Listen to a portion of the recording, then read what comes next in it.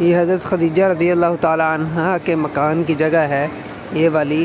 مروہ سے باہر نکلے تو واش روموں کے سامنے یہ ٹکڑیوں والی ٹائل لگی ہے۔ اب دیکھیں کیسی بابرکت جگہ ہے جہاں آپ صلی اللہ علیہ وسلم کی اولاد جو بڑی ہوئی اور جن سے آگے نسل چلی ہے وہ حضرت خدیجہ کے گھر میں پیدا ہوئی ہے ساری، اور وہ اس جگہ پر پیدا ہوئی۔ سبحان اللہ، کیا بات ہے۔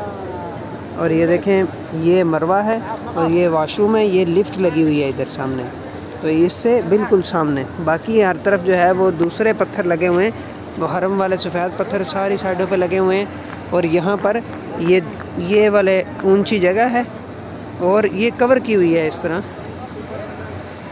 بند کیا ہوا ہے، لیکن شاید پتہ نہیں ہوگا ان کو بھی کہ یہ کون سی جگہ ہے، کیونکہ یہاں پر لوگ بالکل بھی نظر نہیں آ رہے، لوگوں کے علم میں نہیں ہے۔